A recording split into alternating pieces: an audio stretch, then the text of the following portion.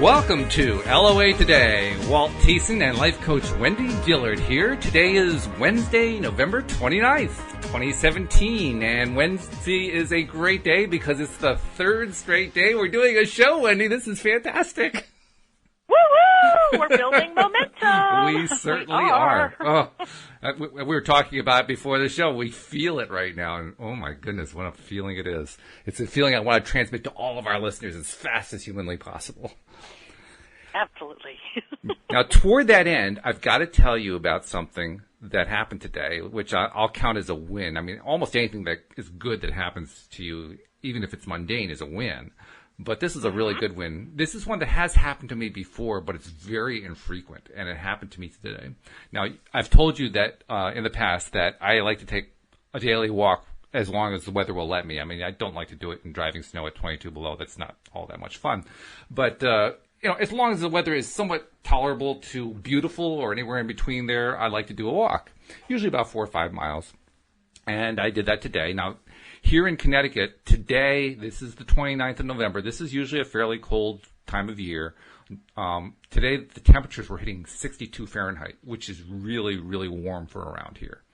So it was a beautiful day. I mean, I was in shirt sleeves. I didn't even have to wear a jacket. It was great. I loved it. So I'm out there. I have my headset on. I've got my positive music list that I play on my iPhone. I've got my headset plugged in. I'm walking along, and I'm just feeling cheery and so forth, greeting people and waving and smiling and so forth. And I got about halfway along, and I almost had to stop myself and look around to make sure no one was watching because I started to giggle and laugh randomly. You're kidding. I'm not kidding. Like, I'm just walking along. It's just like flowing out of me. Something like the Dalai Lama or something, because I hear he does that all the time. But, I mean, it was really something. It just kind of welled up inside of me and it was pouring out of me. Crazy. Absolutely crazy. I've only experienced that once before, and it's quite a feeling, let me tell you. Do you have any idea what thoughts preceded this outburst of laughter? Just a lot of thoughts about how good I felt, and I was excited about the show and how things are progressing. And now we got co-hosts to cover 2 shows a day, which is going to start tomorrow, by the way. And that, just good things are happening. Here I am out on a beautiful day, and it's sunny and it's warm, relatively speaking, for November in Connecticut. And there was just so many good things. So I was just enjoying all these really, really good things. And I think they just kind of added up, they just kind of piled up one on top of the other. I don't have a better explanation than that. Well, and it sounds like the thoughts were so good that your body just couldn't contain them in your head, that you had a spontaneous outburst where your body just wanted to, make some noise. Pretty much. That's what it felt like. Yeah. It wasn't scary, and I like that fact. But it was a little bit weird. I mean, it was.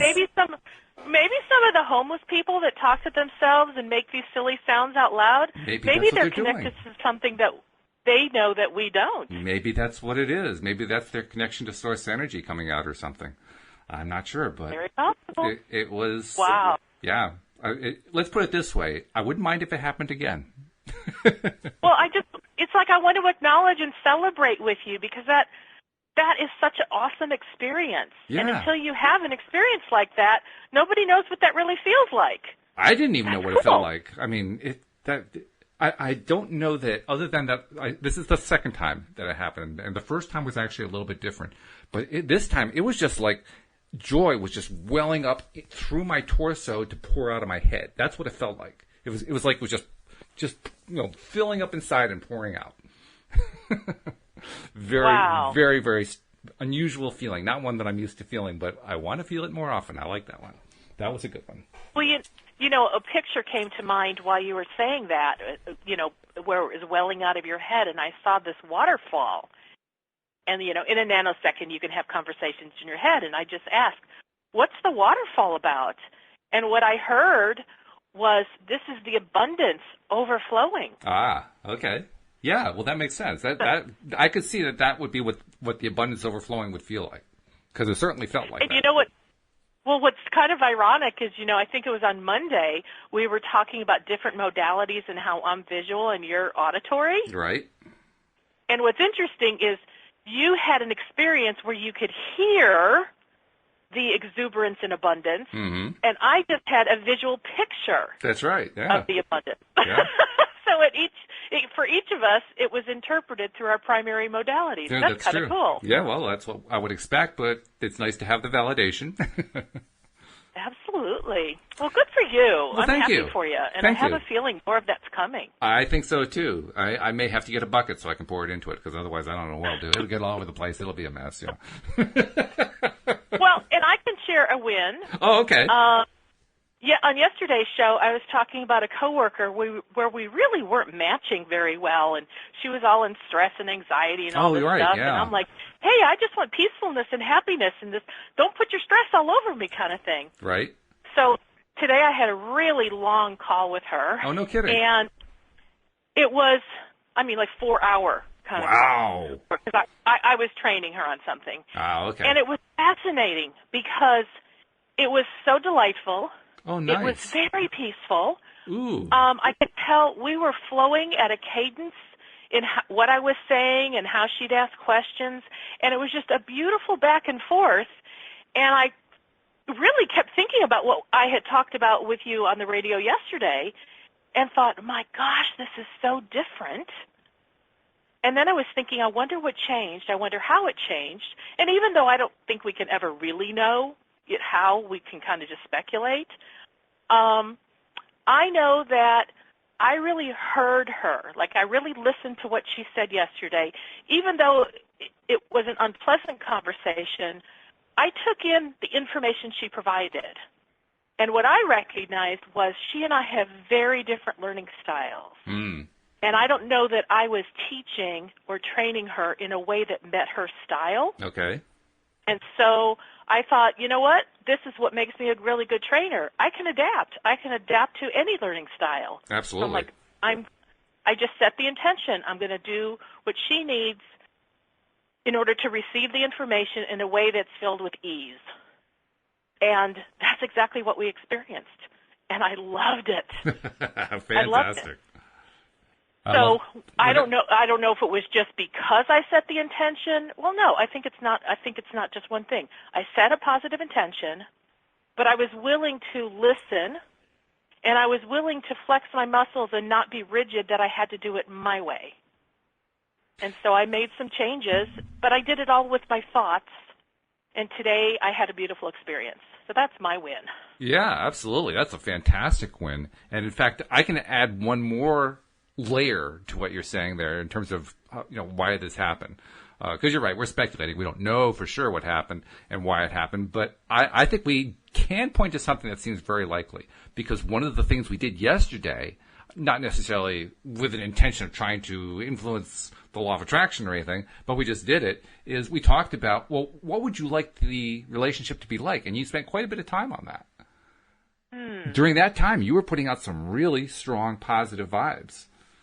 I'll bet you that vibration played a major role in what happened today. I think you're onto something, because what I do know about how law of attraction works is when you're really intense on an idea, and or you're talking about something where you're really feeling it for more than a minute, that's enough time for law of attraction to manifest something. Mm-hmm.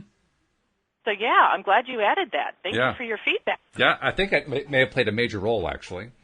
So, yeah, very cool stuff. I like it. Yay! It actually fits in nicely. Oh, is there an and? Go ahead. Tell us the and. I was going to say, and if we have anybody listening who wants to call in and share one of their wins, we are more than happy to indulge you and let that be on the air. And if you haven't noticed the number, if you're listening on the website and you haven't noticed the number, let me give it to you. It's 860-264-5432. Obviously, you have to be listening live right now. We're recording this on Wednesday at 4 p.m. Eastern Time. So if you're catching us later on through a podcast replay or on PRN or whatever, don't bother calling in right now. It's not going to work for you. But by all means, if you are listening live right now, we'd love to hear from you. And if you have a win to share, hey, share a win. Or if you just have a question or anything else that you want to bring up, we'd love to hear from you. Now, I was thinking about a topic for us to do today. And I was doing some reading because I don't know about you. I have not actually read all of the Abraham books. I've read a couple of them. I've read Ask and It Is Given. I've read that a few times. And I've read Money and the Law of Attraction. I've read that a couple times. But there are like 5 or 6 or 7 different books in their series. And that means there are 4 or 5 I haven't read yet. So I said, well, I'm probably overdue. And I started to do the little bit of research. I went to the Abraham Hicks website and went to the store and saw what was there. And said, okay, I got to start placing some orders. But I also knew I didn't want to wait. So I said, well, let's try the public library. That sometimes has, some kind of out there books. You never know what they're going to have. So went to the local library website and found that they have, through ebook lending through hoopladigital.com, they've got the Essential Law of Attraction collection, which is actually 3 of the books in one. It's the Law of Attraction, Money and the Law of Attraction, and the Vortex. So those 3 books are all combined into this anthology, I guess you'd call it, called the Essential Law of Attraction collection. So I checked it out. Digital? What's that? Is it in digital format? Yeah, in digital format. So you can basically read it in your browser. Nice. So that's what I started to do. And the first book in the series, in the anthology, is The Law of Attraction, which is one of the ones I had not read. So I started reading it. And very early on, I got to something that I had never heard before from Abraham Hicks. Apparently, it's been here all along, and maybe it was mentioned in workshops that I never heard, which is quite possible. But nevertheless, it was right there, and I hadn't looked at it before. There are actually 3 universal laws that they lay out, not just one. There are 3 of them. Okay. I mean, we thought it was just about the law of attraction. That's actually only law number 1. There are 2 others. And there are 2 others that I've heard the names of before. I didn't realize they were intended to be described as eternal universal laws. The first one is the law of attraction. The second is the science of deliberate creation. How many times have we heard Jerry Hicks say that in the recordings? And the third is the art of allowing. Those are actually universal laws. And I thought to myself, well, why didn't I know that before? Yeah, I don't think I realized they were 3 separate laws either, and I've read that book a couple times. I tell you, it's amazing what happens when you go back and reread stuff, let alone read it for the first time, like I'm doing here. But I'll do that with the other books, and I'll read stuff and I'll say, wow, did I miss that last time? It's amazing how deep these books are. They're on the surface, they look like they're just very repetitive, they're just saying the same thing over and over again. But when you really look at them and you study what the wording says and so forth, my goodness, there's so much meaning that's buried in this stuff. So, yeah. Anyway, let me read to you this section because it's really cool. It's 3 paragraphs that kind of outline this stuff. So the first paragraph says... Okay, so it's going to explain to us what those 3 universal laws are? Well, it's going to touch on it. It's going to kind of give a definition of each one. Okay, fabulous. Yeah. So the first one is the law of attraction, which says that which is like unto itself is drawn. Now, I've heard that one before. I thought it was very awkward wording. They say, interestingly enough, while this may seem like a rather simple statement, and I say, wow, you haven't spoken a lot of English. Because that is a rather awkward phrasing in English, but that's okay. It kind of reminds me of like ye old language. Yeah, right. It sounds biblical almost. That which is like unto itself is drawn. Okay. But it defines, as it says here, while this may seem like a rather simple statement, it defines the most powerful law in the universe, a law that affects all things at all times. Nothing exists that is unaffected by this powerful law. That's a great sentence. Nothing exists that is unaffected by this powerful law. And that's all it says about law of attraction in the first paragraph. Second paragraph. Okay. The second law, the science of deliberate creation, says, that which I give thought to and that which I believe or expect is. In short, you get what you are thinking about whether you want it or not. A deliberate application of thought is really what the science of deliberate creation is about, for if you do not understand these laws and deliberately apply them, then you may very well be creating by default. How many of us are guilty of that? Already I'm fascinated that is a separate law. It's a separate law. From the first one. Yeah. Because that to me I've always called that a principle. Right. Of the law of attraction. I never recognized or acknowledged that it was a separate, unique law. I didn't know. So cool. Yeah. Yeah. And notice also that this mirrors the traditional 3-step process, too. Mm-hmm. 3 laws, 3 steps. Because the third law, this is the third paragraph, the third law, the art of allowing, says, I am that which I am, and I am willing to allow all others to be that which they are. Now, that's not what we would normally have expected about the art of allowing, but really, isn't that at the root of so much of where we stumble? It isn't so much about whether or not we have difficulty allowing. It's more about how we allow myself to be me and allow others to be themselves. You know what? That was such a short paragraph. Would you read that again? This one is the law of allowing, right? Right. Yeah, this is actually the first sentence. I'll read the whole paragraph. It's just 2 sentences. Okay. The third law, the art of allowing, says, I am that which I am, and I am willing to allow all others to be that which they are. And the second sentence says, when you are willing to allow others to be as they are, even in their not allowing of you, then you will be an allower. But it is not likely that you will reach that point until you first come to understand how it is you get what you get. That's the third paragraph. Holy cow. You know, just in those 3 laws, we could spend a lifetime meditating on those ideas. Those are so power-packed. I figured at the very least we could do a show on it. At least. Yeah, and we'll probably do a very abbreviated show. Yeah, really. Based on what it really has to say. We probably just have a finite amount of information we can provide to it. Wow. I do have to say, it's nice to know that this isn't just some nice phrasing that Jerry Hicks came up with. Because he says it, right? In all the introductions to all the different workshops and books online and books on audio and everything that they do, you know, they talk about the science of deliberate creation and the art of allowing workshops. Mm-hmm. And it just sounds like some marketing phrase he came up with. You know what? I thought the exact same thing. I'm like, oh, aren't those cute little words that they put together? I didn't realize they were universal laws. But it also makes sense when you think about it. The science of deliberate creation, let me reread what that law says. That which I give thought to and that which I believe or expect is. So really, that's what we often associate with the law of attraction, isn't it? I mean, when we try to define it. Right, and that's kind of like when I was talking about my win, you were saying how we gave a lot of thought to that topic yesterday, and so, you know, that's what showed up. Yes. But the law of attraction, what it actually says is that which is like unto itself is drawn. So the law of attraction is talking about it's not a modality so much as it is an action. It's an activity that happens. It's kind of like magnetism or electricity or radio waves. You know, they flow, they fly, they pass through the air, or whatever it is. You know, they're talking about the law of attraction, something that takes an action. Whereas the science of deliberate creation, that's about a thought. I think of the law of attraction as a mechanism. Yeah, a mechanism. That's a good word for it. Yeah, it's a mechanism that just causes things to occur based on certain stimuli. Mm-hmm. Yep.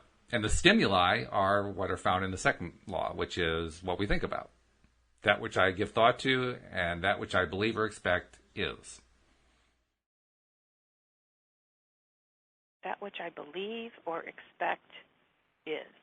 You know, there's something about a sentence that ends with the word is that to me is like the most giant exclamation point that you can have. Well, especially when you see it in writing, because between expect and is a gigantic dash. Wow. What you expect and what you believe is. Right. Which makes sense, really, because especially when you think of it in terms of what Abraham Hicks often says, that a belief is a thought that you think over and over again. Mm-hmm. Well, they've got both thoughts in here. They've got that which I give thought to and that which I believe or expect is. They're basically saying the same thing more in this informal, what they call simple statements and what I call strange English. Well, and so if you look at, like, I think very linearly, so a thought, when thought many times, becomes a belief. And when a belief is thought often, it's something that you expect. Right. Yes, that's it. And so I kind of see it as, I don't think you can start out with an expectation without having a lot of thoughts coming before it. Or at least repeating the same thought over and over again. I mean, you can just stay on that same thought over and over again and just generate it into existence by focusing on it alone. It's kind of tiring. It kind of wears you out, but you could do that. Yeah. So a thought amplified is a belief, and a belief amplified becomes expectation. Yeah. And expectation amplified. That's kind of what I get out of it. Becomes manifest. It becomes physical. And that's actually that's the controversial part of the law of attraction, isn't it? Or as we understand the law of attraction, most of us. The controversial part is that when you think about it, it becomes a physical thing or a physical experience. And yet it's core to the whole process, but that's where all the controversy is. I mean, you say this whole thing to somebody who's not a student of the law of attraction, not a believer, not into Abraham Hicks, not into The Secret, all that. That's the part they're going to reject. Because how could thoughts possibly produce things? But the more that we look at it, the more we realize, yeah, it's doing it all the time. It's constant. It's an ongoing activity. It never stops. Mm-hmm. And I don't know about you. For me, the one thing that I studied during my process, my experience of learning how all this stuff works, when I was trying to make sense out of it, especially early on, the one thing that I got to that kind of clicked the light bulb on is in the realm of quantum physics. Now, LOA gurus kind of throw quantum physics around like, they're yesterday's lunch, and so it's not a big deal, but it's actually a very big deal in one very particular way. If you strip away all the layers of stuff that the LOA crowd have dumped on quantum mechanics, because quite honestly, we've done that as a crowd. But if you strip all that away and look at what's actually in there from an atomic physicist's point of view, the one thing that really jumps out at me is what is often called the observer phenomenon, or the Heisenberg uncertainty principle. It has a number of different names. And in this phenomenon, what basically happened is one day they were studying subatomic particles through, I think it was through an atomic microscope, I'm not 100% sure, molecular microscope. And they were noticing and taking observations about, I don't remember what the setup of the experiment was, but they were taking measurements on particular subatomic particles. And they noticed that they were getting some skewed results. And after messing with it for a while and theorizing and so forth, they finally realized that the skewed results happened whenever they were actually observing the experiment. And when there was nobody actually observing the experiment, they were just letting the machine just track stuff, they got the different result. And that became the basis of what's known in scientific circles as the Heisenberg uncertainty principle. Well, if you think about that... It's interesting that you say that, because I've heard of this before, mm-hmm. but I always had the question, how did they know what the results were when it wasn't being observed? But now you just answered that question. So they did something that just was kind of set on autopilot. And they just ran on autopilot and recorded. Right. They weren't actually sitting there at the console, so to speak. Got it. Yeah.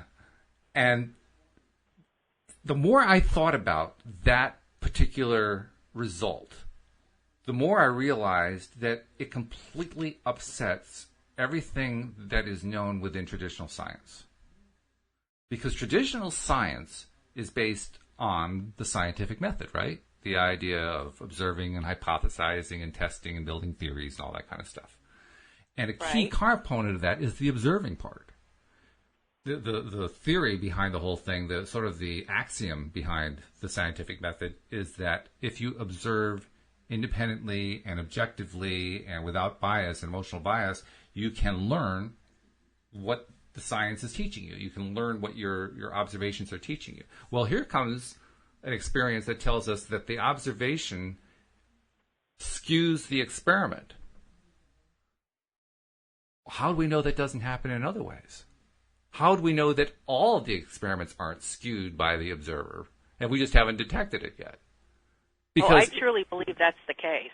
Because, I mean, if it skews it in one case, you have to assume that it could happen in other cases. Not that you proved it, just you have to kind of assume that. It's just the whole doubt thing that scientists get involved in. You have to be a doubter. And if you have reason to doubt, well, you got to keep doubting all over the place. And that skews, that skew of the data skews the entire scientific method from my perspective. Because what it really says is we can't consider any observation to be objective, not truly objective. It's all got to be subjective. It all has, every time that you're observing something, you are subjecting it to your observation. Well, that reminds me of like protest groups or any group of people coming together for the purpose of resisting something and or making change. Oh, okay. How come? So, well, whenever a group stands for something with great intensity, whether positive or negative, and they start to come up with, they have statistics that back up their position, I am not swayed by their statistics in a big part to what you just explained. Because I know, because I love numbers and I love, mathematics and I love to analyze information. And when I've done this, in a job scenario, I've recognized that when I'm just analyzing the data and I have no judgment, I have no skin in the game, if you will, like I have no idea how or why and I don't care what the numbers end up saying. Oftentimes when I've had, upper management for me saying they're trying to prove a certain point, I'm like, oh, I can give you statistics that do that because I know how to take the raw data and line it up in a certain way that favors the position of my upper management. Or to put it in mundane terms, you can make statistics show anything you want. Exactly, because on the contrary, I can also show something that disproves what my upper management is wanting to build a strong business case for, but I choose to delete that information. And that's why statistics, to me, I just laugh every time someone throws statistics around, simply because it's all about what direction do you want it to go, and it's part of the expectation, and it's part of the observer thing. But, it's interesting, while you were talking, I was kind of getting this idea, and I've never thought about this before, but I wonder, for the kind of groups that I'm talking about, I don't want to name any because I don't want to say anything negative about any particular group because I don't really have a skin in the game. But, let's say you have somebody who's really against something going on, and they're really trying to affect change or change the laws or whatever. Well, what I know is when somebody comes into an organization like that because they have a lot of prejudiced belief, a lot of bias towards a certain, yes or no or certain direction, they're coming in with a lot of resistance to what is. Oh, yeah. And resistance alone, we know, is going to not only thwart their efforts, but resistance is the opposite of what I believe you were reading Universal Law number 3 was. Pretty much, yeah. I mean, it doesn't actually use the word resistance, but it says, I am that which I am, and I am willing to allow others to be that which they are. And if you're trying to say, I don't like what you're doing, that obviously is coming with resistance. It's saying, I'm not okay with you being who you are or doing what you do because I want to change you. Yes. And that's like the opposite of, it is what it is. And isn't it interesting that when we phrase it that carefully, it becomes so obviously futile?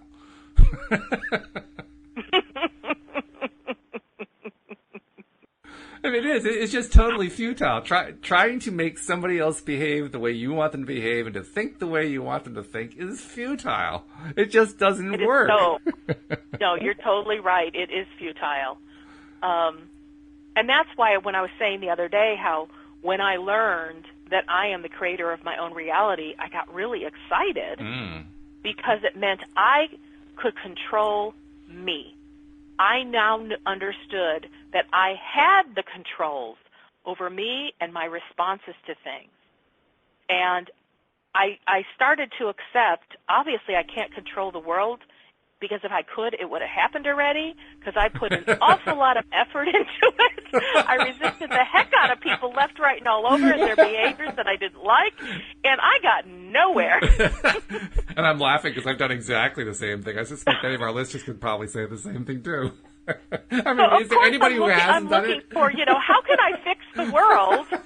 And the information that came back to me is, no, Wendy, you can't fix the world, but you can fix yourself. Yeah, exactly. And I was like, oh. And then, I don't even know if it was Law of Attraction or in some other format that I learned that when I adjust how I respond to the stimuli that comes to me, that is what gives me peace. That's what gives me a sense of satisfaction. And in that, I had begun to actually accept, oh, well, other people are who they are, and I stopped having such a negative reaction to people being who they were in their negative behaviors. It's like, okay. And I'll tell you, the biggest one for me and the biggest challenge was, can I watch and experience somebody being in all sorts of negativity in my environment, whether with me on the phone or whether they're standing in front of me, and have no negative charge on it, and just go, well, that's them. That's a okay. great goal, though. And I'm not going to rob them of their experience. Yeah, right. I'm going to let them have it, and I'm just going to stand back and watch. And today, I've even phrased it even more different, where I go, well, they're providing me some information. Oh, yeah. The information is XYZ happens, and this is how they respond. And it has nothing to do with me. That's right. Exactly right. I like that part. It has nothing to do with me. You should like it. That's a good thing to like. I'm also struck by something. You brought up the analogy of statistics. And we talked about how you can make statistics say whatever you want them to say.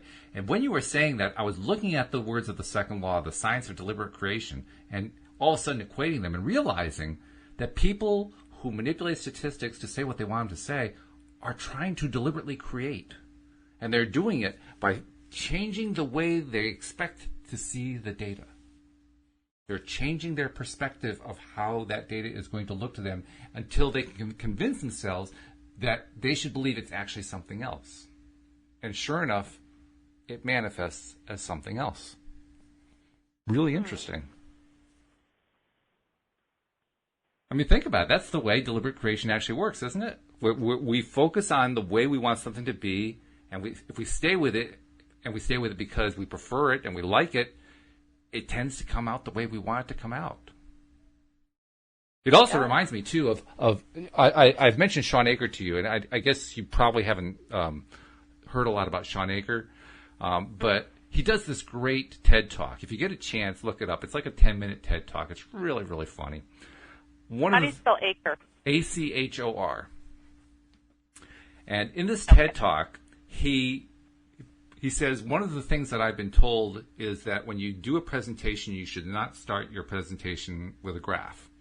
I'm going to start my presentation with a graph. And he puts up a picture I like him already. of an XY axis, and it's got a parabola. Actually, it's more like a hyperbola type shape. It's a perfect curve going up to the top of the y-axis and over to the right of the x-axis. So it's a nice perfect curve, nice and smooth, and it's full of dots that are in a perfect alignment. I mean, it's just an absolutely pristine mathematical curve, except for one dot that's sticking up way over on the side. And he says, now there's a couple things you need to know about this graph. First of all, it represents fake data. And second of all, I want to point out that outlier dot that's over there. Because when you take statistics in college, they teach you that through the use of mathematical laws, you can remove that dot. And so you do remove that dot because it's messing up your data. And if you can remove that dot, it will clean up your data and you can get published, which is what counts. Oh my gosh! Oh my gosh! That's like considered legitimately acceptable? Oh yeah, there are ways you could do that mathematically. That's one of the ways they manipulate statistics. Oh my! Oh yeah, we can go into a whole discussion about that. And he was doing well, you this. can tell. He was making a joke out of it. I did not study statistics in school, or I would have known that little fact. He was clearly making a joke, and he was ribbing statisticians by doing that. But he was also trying to make a point. His point was that his whole career is not about removing that dot, but about studying it. Because to him, the most interesting part of the entire graph is that outlier dot. Because here we have a perfect curve. Let's pretend that perfect curve represents the norm for humanity. And then there's this dot that's way, way up on the grid. He says, well, that's where we're trying to get to. Why wouldn't I want to learn more about that dot? So I can move the whole curve up to where that dot is. He says that's what gets him up in the morning. That's what makes him motivated to study positive psychology. That's what makes him motivated to go out and help corporations, which he does on a regular basis. Going into departments that have crashed because the company's in disarray, and he goes in and helps them get back onto their positive feet again and get their juices going and get their company going again. He does that for a living. And he does it purely based on he wants to raise everybody up to where that outlier dot is. And I thought to myself, wow, now there's an example of deliberate creation. Because he's going completely against the norm and saying, I don't care about where that graph is going. I'm interested in the outlier. Very cool. Well, until you were saying that he wanted to bring everybody up to the outlier's position, mm-hmm. I don't know that I pictured in my head where that little outlier dot was. Oh, yeah, it's like kind of in the northeast, so to speak. Well, and I was thinking about how sometimes I feel like I'm the outlier dot. It's kind of like one of these things is not like the other. One of these things just doesn't belong. I have felt like that. Not from a, oh, poor, pitiful me, I don't feel like I fit in position, but when I talk with other people, like I go out into the world and talk to people, mm-hmm. I feel like my points of view are so different oftentimes than other people's. And what's unique about what I'm about to say is that I just felt like I was out there kind of alone, and for a long time I called myself a pioneer and a maverick, and I still think I have a pioneering maverick spirit. But there came a point that I went, I don't want to feel out here by myself. Mm. If I'm doing this really cool maverick kind of new pioneering world or coming up with new thoughts and ideas that are really exceptional, I kind of want to share them with people, and I want people to be on board with me. I don't want to do this alone or in a vacuum. And what was fascinating is, I got to tell you, for years I really focused on being out there on my own, that there was no one like me. And then one day I went, that's not possible. There's, 7 billion people on the planet? Mm-hmm. There's probably others like me. I just haven't met them. Ah. Even if there's one person out there in Indonesia or in Greenland, they're not in proximity that the chances are I'm going to meet them in person. But they probably exist. And so I started focusing on if there are others like me, I really want to meet them. Mm-hmm, and the more I thought about it and the more I focused on that, the more I started meeting people who think just like me, who have ideas like yourself, mm-hmm. just like me. And I got to tell you, that came from changing the focus of changing the thoughts of what I focused on habitually. And so I think that fits one of the laws. Isn't that law number 2? It is, it is. It's science deliberate creation. That which I give thought to and that which I believe or expect is. So, yeah. Yeah, and it started to show up. And now I could say, now I'm living in the is part of that statement. Right. On this topic. And mm-hmm. so it's cool because we literally can shift our thinking from any position to another position, and if we give it enough focused attention, it becomes an is. Yeah, it's really changing our is. Mm-hmm. Which is not the way we are used to thinking about the word is. We think about the word is normally as something that is just kind of objective and independent from us, but it's not. We change our is anytime we want to, just by changing what we're focusing on, and that shows just how universal this law is. That's a good book title. Changing your is. Changing your is, yeah. That is a good book title. I love to play with book titles. I love that. Changing your is. That's what I'm going to focus on today. I'm going to change my is. It's kind of you expect to see on the self-help bookshelf at Barnes & Noble or something like that. Well, see, now that we're putting it out there, I don't have to be the one who writes the book because I'm kind of putting that thought out there, and somebody else might write the book called Changing Your Is. That's right. But the third law is the one where I think we trip up most often. That's the one that says, I am that which I am, and I am willing to allow all others to be that which they are. And that has so many different repercussions because the art of allowing is really the art of releasing. It's letting go. It's letting go of trying to change others. It's letting go of misperceptions and misconceptions we have about ourselves. It's just letting go. There's a whole lot of letting going on. Letting going on? I think. Well, let's take that one apart, because I think the law number 3 is probably like the biggest, baddest, maybe even the bestest. Exactly. Yeah. So let's take it apart. What's the very first piece of that one? So it's in 2 pieces. The first part is I am that which I am. It's very Descartesian in a sense. So I am that which I am. So let's talk about what we think that means. Okay. You first. If I am that which I am, that's saying to me that who I am doesn't need to be changed or altered. Yes. Who I am is perfect just like I am. And who I am feels very powerful and bold. Because in biblical, in the Bible, it says God is the I am. Mm-hmm. And I remember in my religious days, that was a big, big statement. God saying, I am. Mm-hmm. So if Abraham is saying that the third universal law is I am, which I am, that's like saying, I'm powerful, I'm mighty. Of course you are. Yeah, but it's accepting that. Yeah. Accepting that I am is a really big, bold statement. And I think that in itself is something that I've spent a long time moving toward. And I kind of do feel like I'm in that space of I am who I am what I am. I may not say it exactly in those ye old English words, but I don't feel the need to alter me anymore. Now, it doesn't mean I don't have things I want to change because I have big wants, but the essence of who I am is the essence of who I am, and I've made peace with that. Yeah, I find that I'm stripping away the stuff that we often call resistance, the things that I resist in my mental capacity, so to speak. And I've been doing a lot of stripping away lately, and what's left over is what I am. What I am kind of emerges when I strip all that stuff away. That's what I'm beginning to realize. I think that's why I was laughing today. I mean, I didn't really think of it in these terms when it happened, but ultimately, that was just an expression of the joy of being me out there, having a good time, walking on the path in the middle of Connecticut on a warm fall afternoon. And I didn't have to answer to anybody. I didn't have to explain or justify or get anybody else to behave the way I wanted them to behave. I just enjoyed me being out there.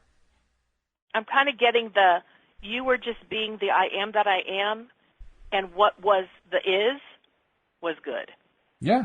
I was perfectly fine with what the is, which is exactly what Abraham Hicks has been trying to tell us. They're saying no matter what happens in your life, just enjoy the is. And the more that you do that, the better you feel. And the better you feel, the more you gain control over your ability to use the law of attraction and the science of deliberate creation to your own benefit. Absolutely. So what's the second half of that law? Well, the second half of it is, I am willing to allow all others to be that which they are. Okay, that's almost the harder piece. I think it is for most of us, yeah. There's it's almost like we have a card that we get, a membership card when we come into this world. Okay, you are now a card-carrying member of the Let's Change Everybody Else Society. Well, and the way I've heard Abraham describe it, and also the way I feel like I've experienced it as well, is, when we come into the world, we're small little things. We don't really know which way to go, and, there's a lot of stuff we yet need to learn how to be in this physical world. And so we watch, usually our parents or our older siblings, and we see what they do. And then in the process, they start telling us what they want us to do or how to do it. Oh, yes. And then we very quickly recognize that they kind of hold their sense of approval of you in their hands. Oh, yeah. Because if you don't do it the way they want you to do it, they withhold their approval. And that doesn't feel good. And I think that's how we start to get trained away from being okay with who we are and start to judge other people for who they are. Because, of course, as we get a little bit older, then we start to have a little bit more sense of consciousness, and we're like, well, I don't like that, because now we have new filters in our brain that we don't have when we're really little, but they start to develop as we get older. Right. And so we have more critical thinking, and we can, not critical from being negative, but critical as in we can evaluate. And so if we evaluate, we don't like a behavior in another person, most likely we have already experienced and watched what other people do when other people, this is going to be a weird sentence. In other words, let me stop that sentence because I was going to go in a really ugly place that I wouldn't be able to get out of. So I'm going to say it this way. Just suck it all back. We've had modeled to us how to judge other people. Yes. So if a parent doesn't like a certain behavior at the grocery store of the way the clerk treats them, we learned that the behavior of that clerk was bad. Mm-hmm. And that's the beginning of us learning how to not accept other people for being who they are. And that's how we get trained in it. This is where the whole concept of source energy starts to become really interesting to me. Because what we're really talking about there, especially when we talk about tapping into source energy, tapping into who we really are in both the physical and non-physical world and all that kind of thing, what we're really talking about is how to refuel ourselves and how to keep that fuel coming so that we have energy. So we feel empowered, so we feel like we have the ability to do what we want to do in life. And all of what you're describing in terms of that dysfunctional behavior where we're taught very early how to get other people to behave the way we want them to behave is really very little more than trying to take someone else's energy because we don't know how to tap into our own. We haven't learned that or we've forgotten it or whatever. But the point is, we are not at that moment in time tapping into our own energy, and we need it. We feel the need. We need that energy to feed us. So we try to steal it from somebody else. So much of this whole thing about how we're going to allow other people to live or to what degree we're going to let them be the way they want them to be and to what degree we want them to be the way we want them to be ourselves and then what kind of control we're going to have. It's all about energy stealing. I'm being quiet only because I'm really trying to absorb everything you're saying. I haven't thought about this subject in this way. Yeah, it's not the way we normally talk about the law of attraction. I guess that's what happens when you're married to a former psychotherapist. You pick up this kind of thing. Which I think is a good thing. It is a good thing. It's one of those, you know, when I was first considering whether to ask Louise to marry me, I was, doing the, am I in love with her? Is this going to last forever? What are the pluses and minuses of the relationship and all that kind of stuff? And I realized one of the really big pluses is it's actually a good thing to be married to a psychotherapist because, man, it's right there. You don't have to. It's not like you have to go to therapy somewhere. And of course, there are certain rules you can't broach. That was the tipping point for you? No, it wasn't a tipping point, but it was certainly a plus. Yeah. Absolutely. Wow. And it's amazing. The funny part is she'll tell you that when you're a psychotherapist in a relationship with somebody else, all of a sudden you can't get away with stuff anymore. because she explains to me, she teaches me a lot of the stuff that she learned over the years. And so I'll throw it back at her and she'll say, oh, rats, now I can't get away with it. That's so funny. When I was married, my husband and I at the time, we would go to NLP courses together. Yeah. And we would both learn the same process and how to do certain things, and we'd understand what it means when certain people say things, which is probably very similar to what you're saying, because Louise has her whole background of psychotherapy. Right. And so I would try to communicate with him in a way that I learned was really effective and would help to kind of get underneath the issue and bring things to the surface. And he'd just look at me and go, I know what you're doing. Yeah, right. Don't even try pulling that on me. And then likewise, he would try doing it to me, and I look at him, I said, I know what you're doing. Don't do that on me either. That's when it's not good when both people know the same pieces of information. Well, our inside joke is, wow, we can't get away with anything around here. It sounds like it. Okay, now, if I know we're laughing, but if you can, go back to the subject we were just talking about that I said I was being quiet. I'm really interested in hearing more of that thought. I'm not perhaps the best person to teach it, but I'll teach it as well as I know. Okay. Everyone desires energy. And a lot of what we do in life is about replenishing energy, because energy is how we get ourselves to get up and try something new, to go out and do something, to make a change in our life, to anything that we want to reach out and try to do requires some energy. If you don't feel energy of any kind, that's depression, right? When you're depressed, you don't feel like you have any energy at all.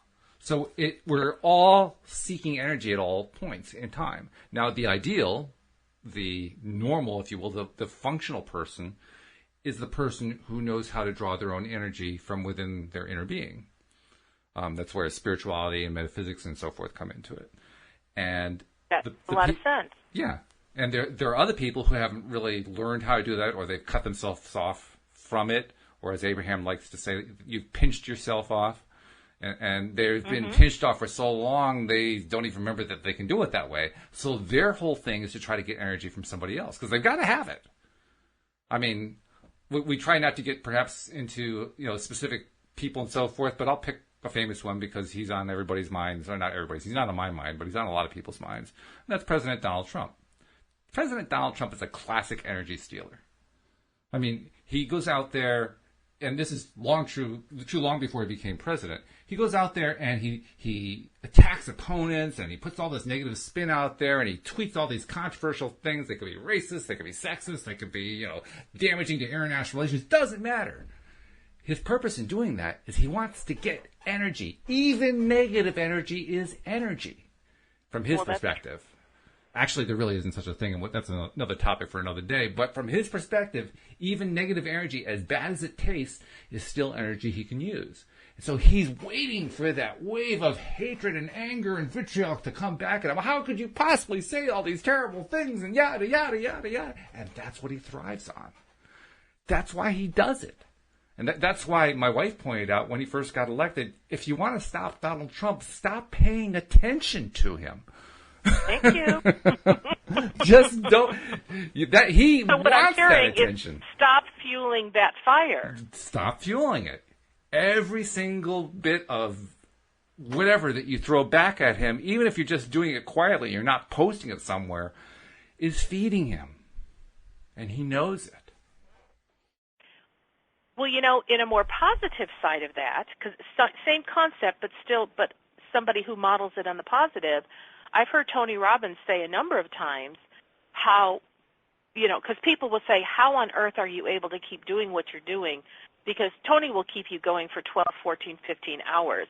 He wears you out silly with how exhausted you and the audience are, but he's still going, and he looks as fresh and alive when he's still doing his thing at 2 a.m. Yeah, he's the Energizer Bunny. He's what? The Energizer Bunny. Yeah, totally. But it was fascinating that his response to that was that he gets so much energy from the audience. Of course. That, he's giving to them, but he said what he gets back is so much more. And based on what you said, it's like, well, duh. He's getting so much energy. I mean, years ago, he might have 600 or 700 in his audience. Now he has a couple thousand at a time, and sometimes way beyond that. That's a lot of energy coming at one individual. And because they're loving him, I know when I've been in his audience, I was loving him and adoring him and so appreciative of what he was teaching that, sure, energetically, I was giving back to him, even if I maybe wasn't aware of it. But I can say today, yeah, I guess I really was. Oh, you definitely And you were. multiply that by 2,000 people. Oh, yeah. That's a lot of energy. There is. It's why actors and actresses act. They love that attention. So Laurence Olivier was once interviewed. After a long career, he was interviewed and asked, why do you continue to do this? You have accomplished everything you could possibly accomplish in your career. Why do you keep doing this? And Olivier turned to the interviewer and said, Look at me, look at me, look at me, look at me, look at me, look at me, look at me, look at me. It was his way of saying, I love the attention. I crave it. I eat it up. Well, now let's go back to President Trump, and he doesn't just get the energy from people in one audience because his sound bites are going on all over the globe. Yeah. So he's getting attention from hundreds and millions and probably billions of people across the globe. Mostly negative. And you know what? But if he doesn't care and That's he's right. okay to just accept what is, And he's getting the energy. I'm sure it's because he doesn't know how to tap into his own. I'm certain of it. There's no way that he would go through all that trouble if he knew how to tap into his own energy. So that he needs it. He thrives on it. And if it were somehow cut off, and I don't see that happening anytime soon because there are so many people who want to attack back. But if, by some miracle, the entire media were to shut down and just go dark on President Trump, and if all of the people who are on the left or his political opponents also went dark, I swear to God, the man would implode. I mean, he would have no source of energy anymore. Can I just resign? This isn't fun anymore. Yeah, right, pretty much. Well, actually, he probably I'm tried going back to real estate. he tried to stir it up even more. He hammered the gongs even harder to try to get more reaction, most likely. But yeah, it would just thwart him. It would just absolutely thwart him. So I don't know if that's positive or negative, but it's funny. Well, and I'm going to look at it through this lens. It's information. It is information, yes. You know, you provided some new information. It's causing me to think a little bit different. And I know when I get off this, you know, when we're finished with the show today, I'm going to really ponder this idea.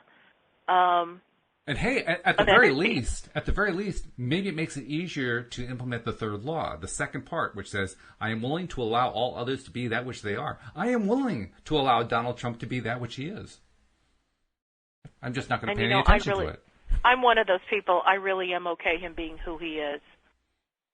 I've got a lot. I have a lot of Facebook friends that throw out a lot of political comments, and there's so many negative things about President Trump, and I don't discuss it with any of them because I know very well, at least I feel pretty certain, that if we were to have a discussion, if I were to open my mouth and say, you know, I'm okay with who he is, I have no judgment one way or another, they'd probably be throwing tomatoes at me. Probably. Well, other than the fact that we did talk about him for a bit today, the good news, Wendy, is that you and I don't give him any energy. Well, okay, so I'm gonna depart on that one a little bit and say I actually do give him energy. Oh, you do? But my energy is positive. Yeah, I send him energy saying, you know, things like, "Hey, you're the president of the United States, and you are the leader of our country, and I want you to put us in the best possible light, and whatever it is you can tap into in your own being in order to pull out the best that will look good and be good for our country, I'm supportive of that." Well, that's certainly a lot better than going negative, by a lot. There is no doubt about that. And that's my position regardless who is the leader of our country. Mm-hmm. And I don't have to like or dislike who's leading our country, but I care about our country, and I love our country, and I'm proud to be an American. There's a good advertisement. And so, therefore, I want whoever is leading our country to do whatever it takes to put us in the best possible light. Now, I'm sure a lot of people are going to go, well, Wendy, that ain't going to happen. You know what? I choose not to lend my thoughts there.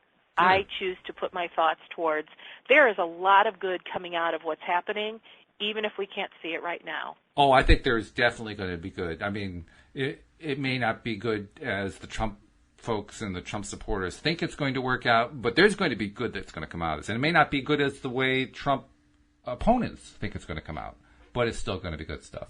And once again, Wendy, we've used up our hour. It's amazing how this happens. I looked at the clock. Can you imagine? But it's been a pleasure as usual. It has been. And let's do it again tomorrow. So please join us tomorrow as we continue with our ongoing exploration of the law of attraction and the 3 laws of the universe. We'll see you tomorrow here on LOA Today. Goodbye, everybody. Bye, everyone.